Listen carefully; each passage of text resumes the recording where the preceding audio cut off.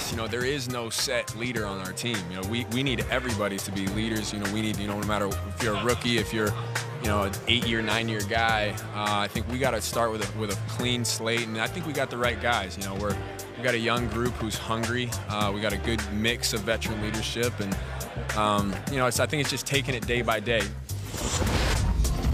Christian McCaffrey joining us at the Super Bowl just weeks after becoming the third player in league history to have 1,000 yards rushing, 1,000 yards receiving in the same season. He had completed his third NFL season. The window was open for a second contract. And, Chris, I firmly believe that Christian McCaffrey was not going to show up for anything this year in Carolina until he got paid. And with Cam Newton gone, Luke Kuechly retired, the last thing that David Tepper, the still fairly new owner of the Panthers, needed was a fight with the new face of the franchise. So, before it ever got to the point where he skipped anything, even one virtual offseason training session, we'll talk about that program coming up later in the program, the Panthers got this guy paid $16 million per year in new money on a 4-year extension for Christian McCaffrey. He's under contract for 6 more seasons with the Panthers, and he's now the highest paid running back in league history,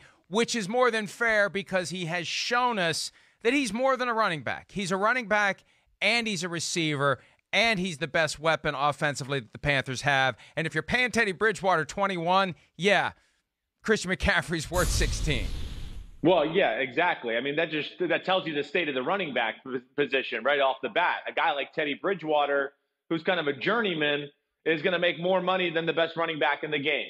Now, you're right, Mike. With Christian McCaffrey, that's the big point there. I mean, Kuechly gone, Cam Newton gone.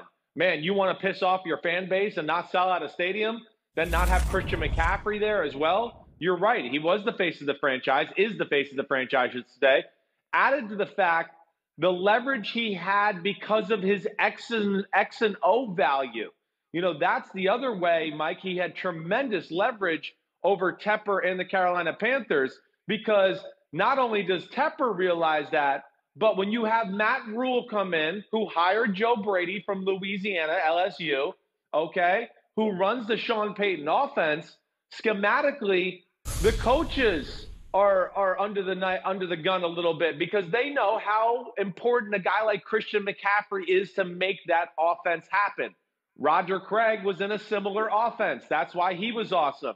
Well, Christian McCaffrey, yes, he is going to be the Alvin Kamara for Sean Payton, but also be the Latavius Murray or Mark Ingram, whatever you want to say. He does both, to your point.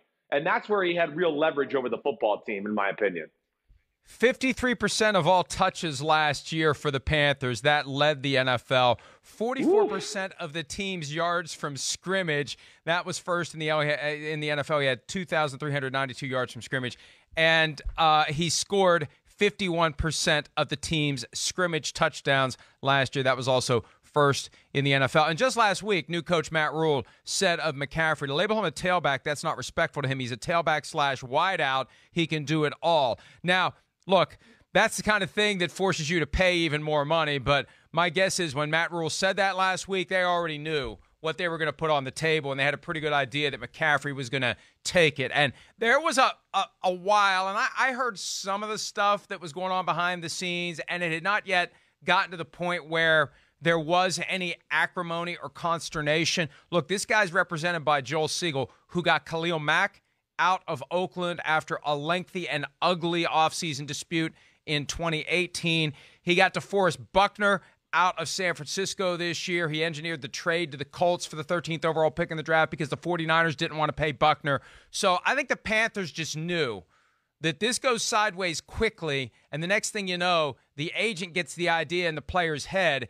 The only way you're going to get paid is to go somewhere else. And there was already people saying, boy, wouldn't it be great to get him to the Denver Broncos, playing for John Elway, where his dad played. Now, obviously, with Melvin Gordon there, that kind of got blown up. But there was already some, where could Christian McCaffrey go if not Carolina? And I think the Panthers knew they needed to get this thing done to prevent any of that talk from ever hitting anyone's radar screen. Well, yeah, you're right. I mean, first off, we know, being in the business, the agent aspect of this whole conversation is real. And Joel Siegel, he doesn't play games. I mean, he's known to be a hardball player. He makes aggressive moves for his players that he represents. And you're right. I don't think he would have had any problem kind of amping up the intensity in this conversation if he felt like he wasn't going to get the number he deserved. So, that's very real. To your Matt Rule, who you said, said all those nice complimentary things. I wouldn't be shocked if Matt Rule said those things to make sure ownership knew, hey, like, we need this guy. If you just hired me and gave me $9 million to coach your football team, I'd like to get some wins here in the first year. And Christian McCaffrey is going to be paramount in making that happen. So he's a huge part of what they do. We know that. He's super talented, Mike. And, here's a guy, again, I'm rooting for him just because I like him, but also for future running backs. I mean, we've seen the blow that the running back market's taken. And this guy is special, but man, 403 touches last year. This is going to be a really good test to see where he's at, next year, the year after, the next 2 or 3 years. He really takes care of his body. We know that.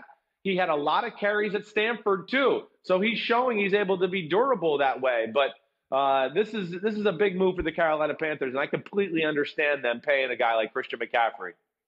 We've seen second contracts for running backs not work out. They are taking a calculated risk here. They paid him early. He's not even 24 years old yet. But, Chris, you're right. There's only so much gas in that tank.